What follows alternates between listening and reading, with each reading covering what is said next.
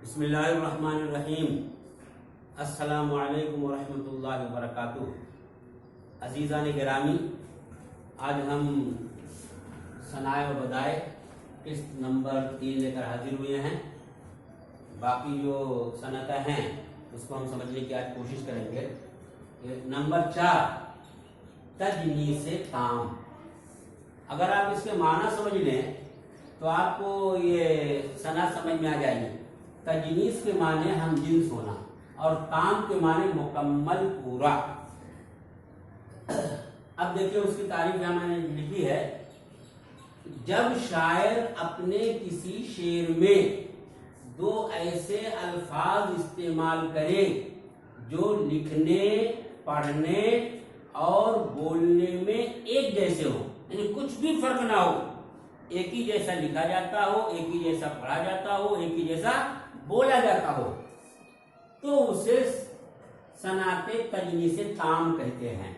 यहाँ जगह कम रहने से मैंने सनात नहीं लिखा, तो उसे सनाते तजनीसे ताम कहते हैं।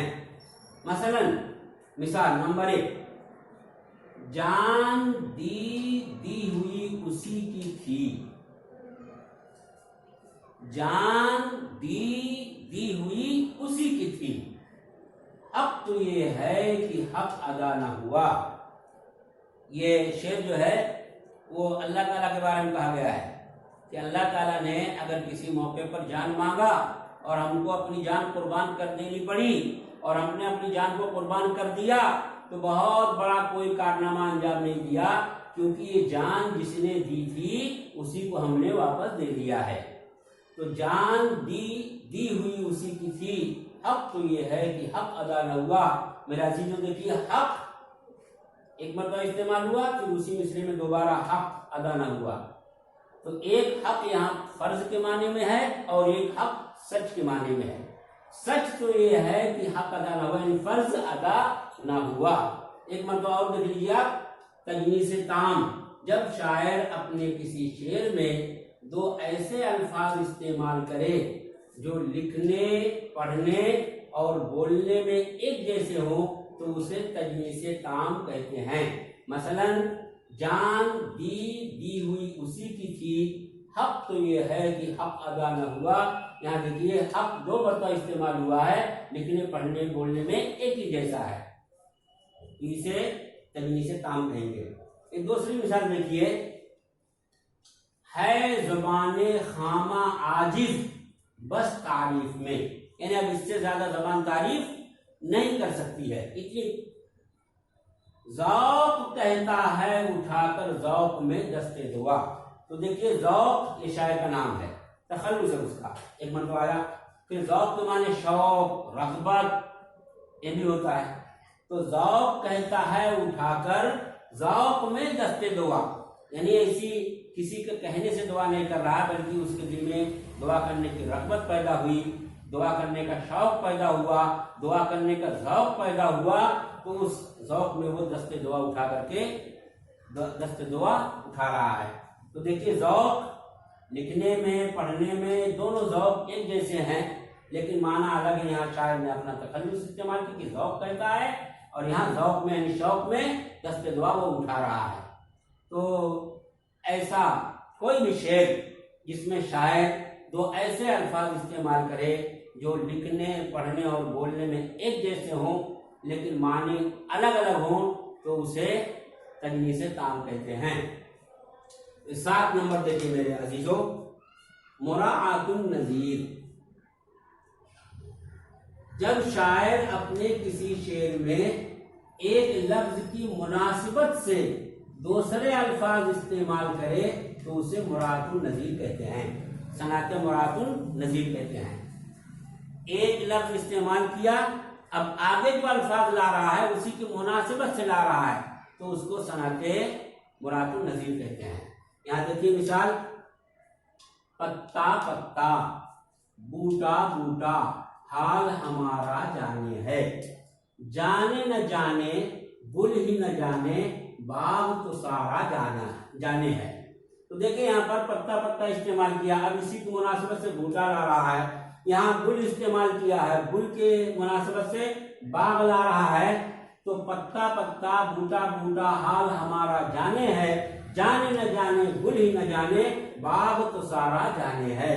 तो पत्ता पत्ता की मुनासबत से बूटा बूटा लाया और यहाँ गुल की मुनासबत से बाग लेकर के आए हैं। लिहाजा ऐसा शेर जिसमें एक लफ्ज की मुनासबत से दूसरे अल्फाज को इस्तेमाल किया जाए तो उसे सनाते मुरादुन नजीर कहते हैं। आगे देखिए नंबर 8 मेरे अजीजों, यहाँ दूसरी मिसाल है, होशो हवास ताब तमा दाग जा चुके, अब हम भी जाने वाले हैं सामान तो गया। देखिए होश की मुनासबत से हवास इस्तेमाल किया, ताब की मुनासबत से तमा इस्तेमाल किया। होश व हवास आप जानते हैं किसको कहते हैं, ऐसे ताब और तमा ताकत, तवानाई और कुव्वत को कहते हैं। अब हम भी जानने वाले हैं सामान तो गया, तो यहाँ होश की मुनासबत से हवास इस्तेमाल किया और ताब की मुनासबत से तमा इस्तेमाल किया। तो जब शायर अपने किसी शेर में एक लफ्ज की मुनासबत से दूसरा लफ्ज लाता है, एक लफ्ज की मुनासबत से दूसरे अल्फाज लाता है, तो उसे सनाते मुरादुन नजीर कहते हैं। एक मरतबा और देख लीजिए, जब शायर अपने किसी शेर में एक लफ्ज की मुनासबत से दूसरे अल्फाज इस्तेमाल करे तो उसे मुरादुन नजीर कहते हैं। मसलन पत्ता पत्ता बूटा बूटा हाल हमारा जाने है, जाने न जाने गुल ही न जाने बाग तो सारा जाने है। तो देखिए पत्ता पत्ता इसकी मुनासबत से बूटा बूटा, दूसरे मिसरे में गुल है इसके माने फूल, इसकी मुनासबत से बाग इस्तेमाल किया है। बाग और फूल के अंदर मुनासबत है क्योंकि बाग के अंदर फूल हुआ करते हैं। दूसरी मिसाल, होशो हवास ताब तवा दाग जा चुके, अब हम भी जाने वाले हैं सामान तो गया। होश इसकी मुनासबत से हवास, होश अगर होगा तभी हवास काम करेंगे। आदमी अगर बेहोश है तो हवास काम नहीं करते हैं। और ताब के माने भी ताकत, तमा के माने भी ताकत, ताकत और कुव्वत। तो एक लफ्ज की मुनासबत से दूसरे अल्फाज यहाँ इस्तेमाल किए गए हैं, लिहाजा इसको सनाते मुरादुन नजीर कहेंगे। नंबर 8 देखिए, ये ऊपर लाना चाहिए था, फिर ये शुरू करना चाहिए था, लेकिन यहाँ ये जो अभी तक सनातें आई हैं, यानी सनाते तज़ाद, सनाते तलमीह, सनाते तशबीह, सनाते इस्तिआरा, सनाते मुबालगा, सनाते तजनीस ताम, सनाते मुरादुन नज़ीर, आम तौर पर सवालात में यही सनातें पूछी जाती हैं। लेकिन कभी कभी कुछ और 2-3 सनातें हैं जो पूछ ली जाती हैं, वो भी मैं आपके सामने बता देता हूँ। ये देखिए तजनीसे ज़ायद, यहाँ का था तजनीसे ताम, मुकम्मल हमजिन्स होना। तजनीसे ज़ायद का मतलब मुकम्मल, मिलता जुलता हो, मुकम्मल ना हो, ज़ायद हो। एक लफ्ज कम हो, एक हर्फ कम हो, ज्यादा हो, तो उसको तजनीसे ज़ायद कहते हैं, यानी मुकम्मल तजनीस नहीं हुई। जब शायर अपने किसी शेर में 2 ऐसे अल्फाज इस्तेमाल करे जिनमें एक हर्फ की कमी बेशी हो तो उसे तजनीसे ज़ायद कहते हैं। अच्छी तरह इसको समझ लीजिए, तजनीसे ज़ायद यानी मुकम्मल तौर पर तजनीस नहीं है। जब शायर अपने किसी शेर में 2 ऐसे अल्फाज इस्तेमाल करे जिनमें एक हर्फ की कमी बेशी हो, एक हर्फ कम हो या एक हर्फ ज्यादा हो, मुकम्मल ना हो। जैसे हमने यहाँ पहले क्या कहा था, जो लिखने पढ़ने और बोलने में एक जैसे हों, यहाँ लिखने पढ़ने बोलने में एक जैसे नहीं, बल्कि एक हर्फ की कमी होगी या एक हर्फ ज्यादा होगा, तो उसे तजनीसे ज़ायद कहेंगे।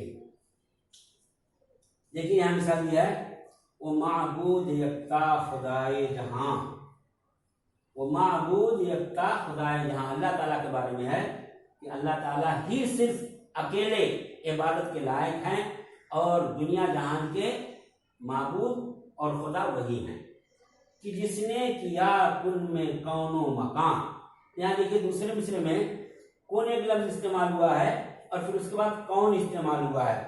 कुन में 2 हर्फ हैं और कौन में वाव ज्यादा है। अगर वाव को निकाल दिया जाए तो ये कुन बन जाएगा और दोनों बिल्कुल हम जिन्स हो जाएंगे। लेकिन यहाँ पर एक हर्फ ज्यादा होने की वजह से ये तजनीस मुकम्मल नहीं हो रही है, ताम नहीं हो रही है, इसलिए इसको तजनीसे जायद कहते हैं। कुल के माने हो जा, कौनो मका के माने कायनात, दुनिया और जहान। तो क्या कह रहे हैं, वो माबूद यकता खुदाए जहां, कि जिसने किया कुन में कौनो मकान, यानी अल्लाह ताला ने कह दिया कुन हो जा, तो सारी कायनात, जमीन आसमान दरिया पहाड़ जंगल सूरज चांद सब पैदा हो गए, सिर्फ अल्लाह ताला के कुन कहने की वजह से। ये इस शेर को मैंने इससे पहले बताया है कि एक शेर में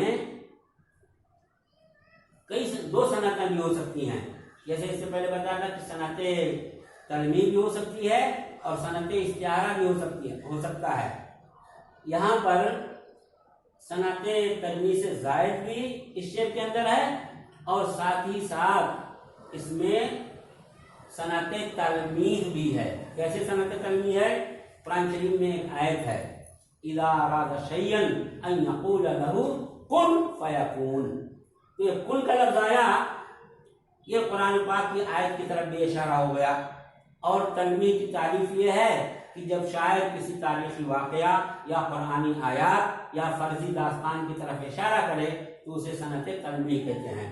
तो मेरे अजीजों, इस शेर के अंदर तलमीम से जायद है और साथ ही साथ इसमें तलमीम भी है। आगे देखिए 9 नंबर, तलमीम से नाकिस, माने इसके समझिए, तजनीस हमजिन्स होना, नाकिस मुकम्मल ना हो। जब शायर अपने किसी शेर में दो ऐसे अल्फाज इस्तेमाल करे जिनमें जेर जबर का फर्क हो तो उसे तजनीस नाकिस कहते हैं। मुकम्मल तौर पर तजनीस नहीं है, नाकिस है, जेर जबर का फर्क है। मिसाल देखें तो आपको समझ में आ जाएगा, करें मिस को गर मस तो वो की मिया हो। यहां देखिए मिस है और मस यहां जबर के साथ है। मिस के माने तांबा और मस के माने छूना, यानी अगर तांबे को छू दे तो वो कीमिया हो, कीमिया बन जाए। कीमिया उस मादे को कहते हैं या उस केमिकल को कहते हैं कि जिसको किसी चीज पर लगा दिया जाए, रख दिया जाए तो वो सोना बन जाए। तो क्या कह रहे हैं, करे मिस को गर मस तो वो कीमिया हो। यानी ऐसे किस्मत वाले, ऐसे बुलंद कुमार वाले लोग हैं कि अगर वो तांबे को छू दें तो कीमिया बन जाए।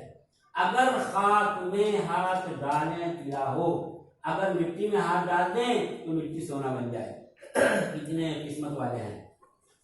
तो ऐसे शायर जब अपने शेर में दो अल्फाज ऐसे लाए कि जिसमें जेर जबर का फर्क हो तो उसको तजनीसे नाकिस कहते हैं।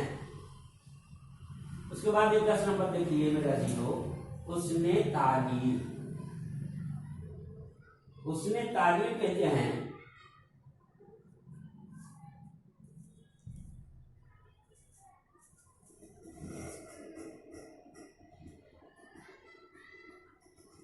उसने तालील, तालील के माने इल्लत बयान करना, वजह बयान करना। लेकिन उसने तालील उस इल्लत को कहते हैं कि शायर जो असल वजह है उसको बयान करने के बजाय कोई और वजह बयान करता है। यानी वो जो इल्लत बयान कर रहा है वो बड़ी खूबसूरती के साथ बयान कर रहा है। वजह एक है, बयान कर रहा है दूसरी, फिर भी वो बहुत अच्छी तरीके से पेश करता है, इसलिए उसको हुस्ने तालील कहते हैं। तो सनाते हुस्ने तालील। देखिए, जब शायर अपने किसी शेर में असल वजह के बजाय कोई और वजह बयान करे तो उसे हुस्ने तालील कहते हैं। जो असल वजह है वो वजह नहीं बयान कर रहा है बल्कि कोई और वजह बयान कर रहा है तो उसे हुस्ने तालील कहेंगे। मसलन यहां देखिए मिसाल,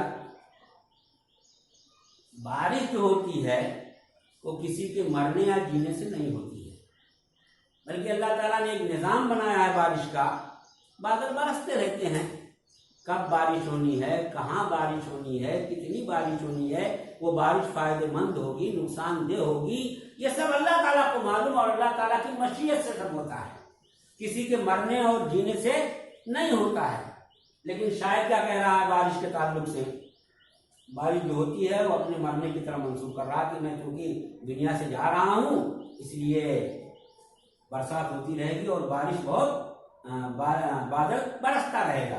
देखिए क्या कह रहा है, मैं वो रोने वाला चला हूँ जहां से, यानी मैं रोता हुआ दुनिया से जा रहा हूँ, चला जा रहा हूँ, जिससे अब हर साल रोता रहेगा। यानी बारिश हर साल बरसेगी, तो बारिश क्यों बरसेगी, मैं दुनिया से रोने वाला जा रहा हूँ, इसलिए अब जो हर साल रोता रहेगा। तो ये अब्र के बरसने की जो वजह बता रहा शायर, वो असली वजह नहीं बता रहा है, बल्कि और वजह खूबसूरत अंदाज में बता रहा है, इसलिए इसको हुस्ने तारीफ कहेंगे। जब शायर अपने किसी शेर में असल वजह के बजाय कोई और वजह बयान करे तो उसे हुस्ने तारीफ कहते हैं। मसलन मैं वो रोने वाला चला हूँ जहां से, जिसे अब्र हर साल रोता रहेगा।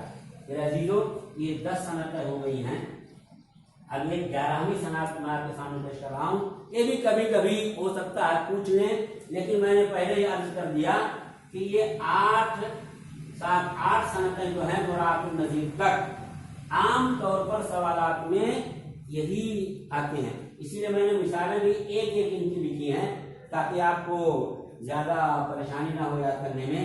फिर भी एक एक मिसालें और उसकी तारीफ याद कर लीजिए, ताकि हो सकता है अगर इसमें से कोई सवाल आ सकता है तो आप उस वक्त तामक कैया न मारे बल्कि लेके लें।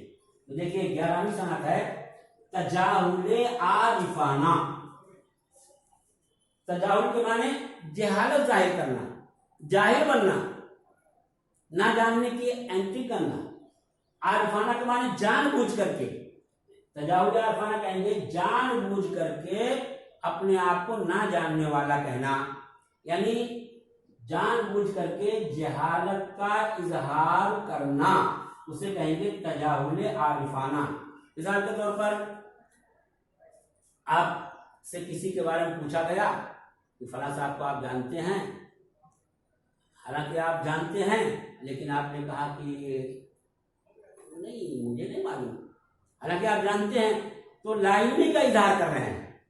तो तजाहुल आरिफाना कहते हैं जानते हुए लाइल्मी का इजहार करना या जानते हुए जहालत का इजहार करना, उसे कहते हैं तजाहुल आरिफाना।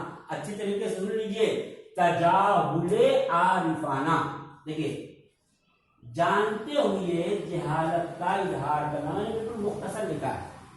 आप यहाँ ऐसा कह सकते हैं, जब शायर अपने किसी शेर में ऐसे अल्फाज इस्तेमाल करता है या शेर को इस तरीके से पेश करता है जिससे मालूम होता है कि जानते हुए भी जहालत का इजहार कर रहा है, तो उसे तजाहुल आरिफाना कहते हैं। मसलन देखिए गालिब साहब का शेर है, दिले नादा तुझे हुआ क्या है। अपने दिल से पूछ रहे हैं कि बेवकूफ दिल तुझे क्या हुआ है, आखिर इस दर्द की दवा क्या है।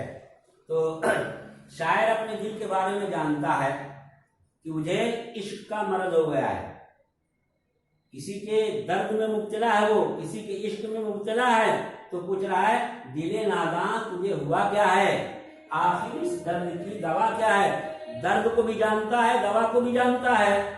अगर उसका माशूक उसको मिल जाए तो दवा हो जाएगी, और दर्द जो उसके दिल में तड़प है माशूक की जुदाई की, वो तड़प दर्द है। तो शायर को मालूम है और पूछता है दिले नादा तुझे हुआ क्या है, बेवकूफ दिल तुझे क्या हुआ है, आखिर इस दर्द की दवा क्या है। तुझे जो बीमारी लायक है उसकी दवा क्या है, तो उसको बीमारी भी मालूम है दिल की और दवा भी मालूम है, लेकिन फिर भी पूछता है दिले नादा तुझे हुआ क्या है, आखिर इस दर्द की दवा क्या है। तो मेरा अजीजों, ये 11 सनत हो गई। एक 12वीं सनत है, उसको भी मैं लिख दे रहा हूँ, हो सकता है वो भी आ जाए, कुछ कह नहीं सकते कि क्या पूछ लें। तो एक सनत और मैं यहाँ लिख देता हूँ।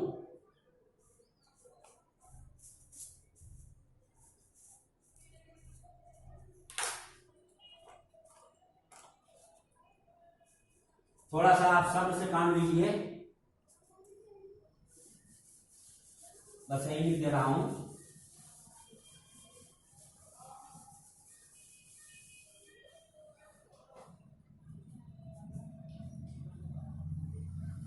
बारह ताल्ली से कहेंगे सनाते ताल्ली। इसके माने समझ लीजिए, ताल्ली के माने अपने आप को बड़ा समझना, अपने आप को बड़ा चढ़ा करके पेश करना। एक तो मुबालगा के अंदर होता है, किसी चीज को नाकाबिल यकीन हद तक बड़ा चढ़ा कर पेश किया जाता है, वहां ये नहीं है, यहाँ ये वो नहीं है।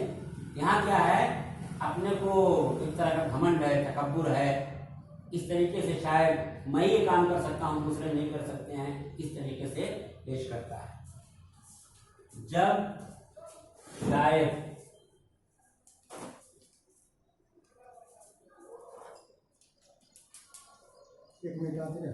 जब शायर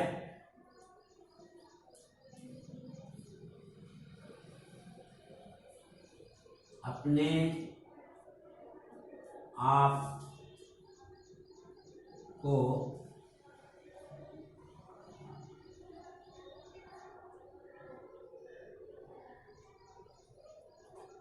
जब शायर अपने आप की बड़ाई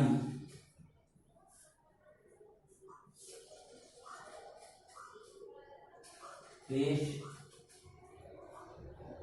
करे, जब शायर अपने आप की बड़ाई पेश करे तो उससे सनअते ताल्ली कहते हैं।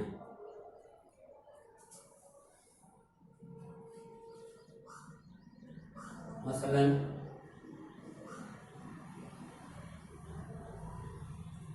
दहर में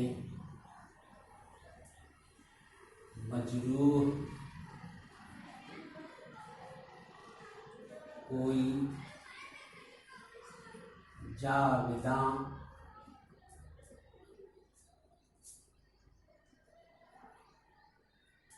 मजमू कहाँ, मैं जिसे छूता गया वो जाविदा बनता गया।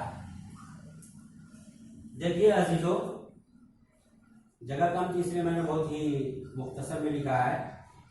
आप ये समझिए, जब शायर अपने आप की बड़ाई पेश करे किसी शेर में, शेर ऐसा पेश कर रहा है कि जिससे उसकी बड़ाई टपकती है, अपने आप को बड़ा कह रहा है, ऐसा मालूम हो रहा है, तो उसे सनाते ताल्ली कहते हैं। मसलन दहर में मजरूह कोई जावेदा मजमू कहाँ, मजमून जो आप लिखते हैं बेहतरीन मजमून जो एकदम अमर हो जाए, जावेदा हो जाए, हमेशा लोग उसको पढ़ें, क़यामत तक के लिए बिल्कुल अमर हो जाए।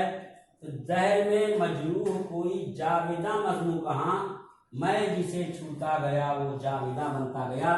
मजरूह ये शायर का नाम है, अपना तखल्लुस इस्तेमाल कर रहा है। शायर ये कहना चाहता है कोई मजमून, किसी का मजमून वो जावेदा नहीं हो सकता है। हाँ, मैंने जिस मजमून को हाथ लगा दिया, जिसको लिख दिया, वो हमेशा के लिए जावेदा बनता गया। ये उसी गजल का शेर है जिसमें जो मजनू साहब का मिसरा ज़रबुल मसल बन गया है। मैं अकेला ही चला था जानवी मंजिल मगर लोग साथ आते गए और कारवां बनता गया। तो मेरा चीज़ों यहीं पर ख़त्म करेंगे। 12 सनतें हो गई। अगर आप इनको अच्छी तरीके से याद कर लेते हैं, समझ लेते हैं इनकी तारीफ को और अपने जहन नशीन कर लेते हैं और इनकी मिसालें याद कर लेते हैं, तो जब भी ये सवालात में से आएंगे तो आप निहायत ही आसानी के साथ लिख लेंगे। अस्सलामु अलैकुम व रहमतुल्लाहि व बरकातुहू।